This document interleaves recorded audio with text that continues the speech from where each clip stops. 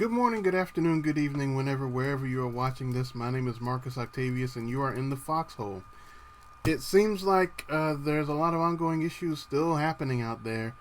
People are still marching. Um, People are still angry, and people are still trying to invoke change, which is a good thing. I have no complaints about that.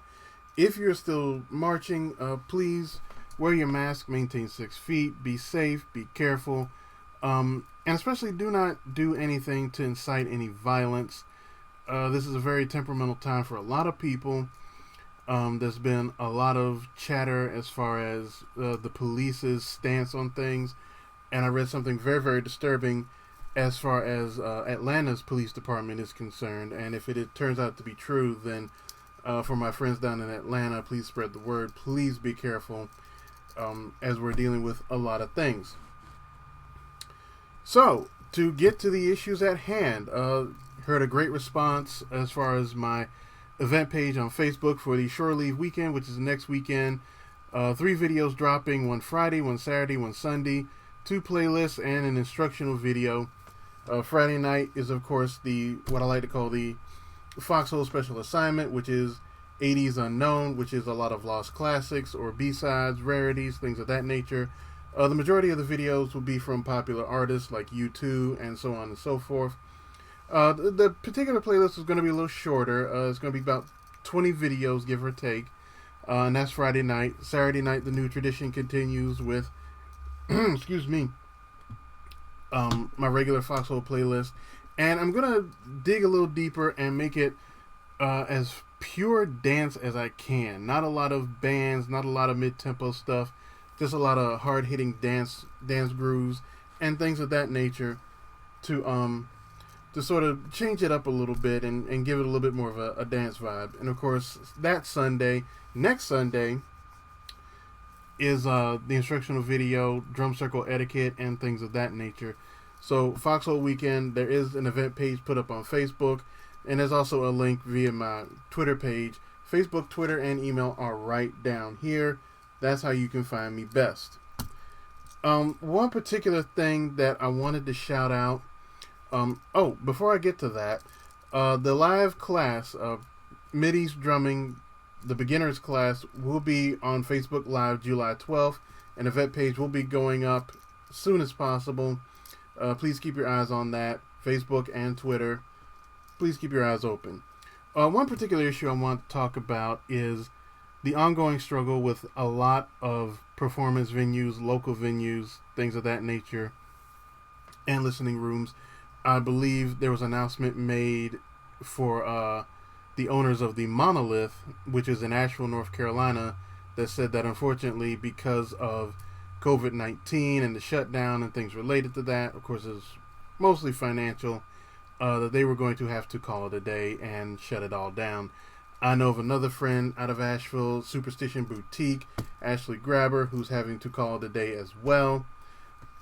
Ladies and gentlemen, I understand that we are in a very trying time, but these are the kind of venues we need in order to appeal to people like ourselves, who are very much against the grain, who are alternative people with alternative ways of thinking, and even alternative dress and alternative kinds of music.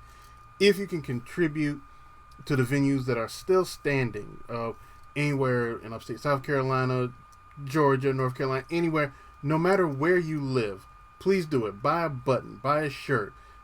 Most people have PayPal or Cash Apps, most of these local venues. Please contribute. We need these venues. We need the music. We need the entertainment, because what are we coming back to when we come back? You know, we're still going to be stuck at home trying to figure out where it all went. So please, please, please, if you can contribute something, they would greatly appreciate it, and so would I. Now, onto the reason, of course, that you all are tuning in, the playlist itself.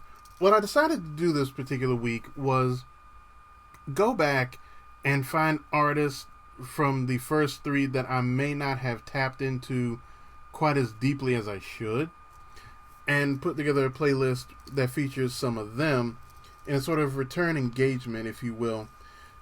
Just for point of emphasis, Sisters of Mercy, Saul Williams, and Paralyzed Age are featured on this playlist as well. Saul Williams, of course, came to me via a friend, and Paralyzed Age is one of those bands that I recently retapped and put back on the playlist. So there you go. Three particular bands I want to note: Witching Hour, which is a London goth rock band. Imagine that, a goth rock band out of London. They debuted in '91. They followed sort of the same path as Nosferatu and London After Midnight, which are also early Foxxhole staples of my playlist. Especially London After Midnight. I think I played them multiple times. Nosferatu, not as much, but still pretty popular band. I picked one of their more recent set of videos. It's a kind of an 8-10 minute deal. Vampire's Kiss / Blood Inside, which is sort of a mini movie about these witches who basically create or summon a vampire woman. What's interesting about this little mini movie is that it has a goth sort of icon in it in director Tim Burton, who makes a cameo as Van Helsing, of all people. So, Vampire's Kiss / Blood Inside. I'm especially fond of Blood Inside. I like that tune very much. Witching Hour. Special note for the Foxxhole playlist. Covenant is a Swedish electronic band. They've been around for quite some time now. 9 studio albums, 2 live albums, several singles. One thing I would say about them is that if you go to a techno night, a dance night, industrial night, they're kind of a dance club staple. You'll hear a Covenant song played sometime throughout the night. Very popular band. I enjoy their sound very much. Covenant. This third band, I'm going to try to pronounce as best I can, and I wanted to cite them for a very specific reason. Aurat. Now, that's spelled A-U-R-A-T. Now, you're wondering, why am I pronouncing it that way? Well, let me get into the thick of it. They are an LA dark wave band. Gil Talbert, who does most of the production and instrumentals and drum machine, things of that nature, and Natalie Martin of the band Catatonic, a West Coast-based punk band, is handling the guitar duties. But what I found very interesting about them is the lead singer, Azika Kamal, who's a Pakistani American.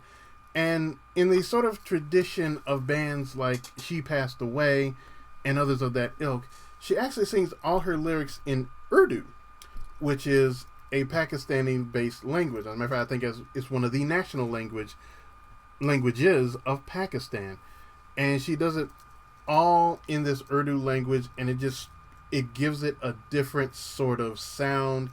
It's an added sort of tribal element to it, and one that I found very interesting. So Aurat is back on the list. And of course, The Senior Officer, which is early influence from the 60s and 70s onto alternative music. A band that I've been looking at for quite a while, and I've just now gotten around to it. The New York Dolls. Excuse me. One reporter referred to them as the dead-end kids of their particular decade, which is the 70s, and it was a reference to the 1935 play, which was pretty popular in New York at the time. Formed in 71, disbanded in 76. They've had influence, in spite of the fact that they were never big money artists. They never had like platinum albums or anything like that. They've influenced everybody from the Sex Pistols, Kiss, yes, that Kiss, the Ramones, the Damned, so there's your goth rock connection right there, and the Smiths. In fact, Morrissey was so taken with the New York Dolls that he organized a reunion show in 2004 with the remaining members that were still alive. At any rate, that spawned another short run of albums. I think between 2006 and 2011, they released 3 more albums and then called it a day after that. In total, 5 albums, 5 studio albums, 9 live albums. You can't believe how hard it was for me to learn to pronounce that, just to be clear. And a very interesting thing is they're featured on at least 17 different compilation albums, everything ranging from a sort of North American based release that featured them to a compilation album of bands based out of New York, which of course they are. One particular note, the lead singer David Johansen, a lot of people may recognize him from his alter ego throughout the 80s, Buster Poindexter.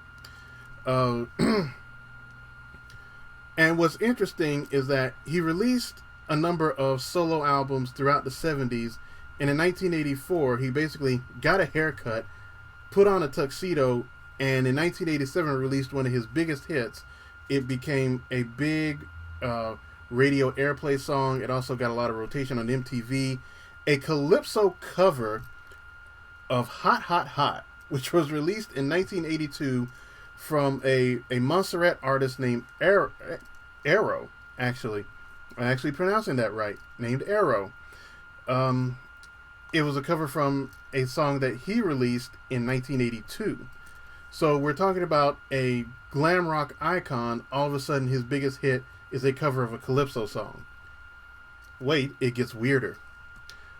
On the Billboard Hot 100, it charted as high as 45. In the Billboard Club Dance List, it was a top 20 hit going as high as number 11.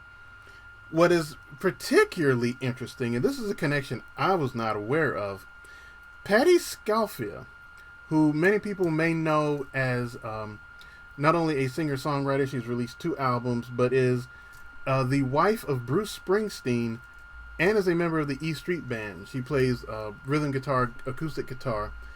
For Hot Hot Hot, she offered backing vocals, of all things. So we've gone from basically glam rock to Bruce Springsteen. Now there's you some 6 degrees of separation right there.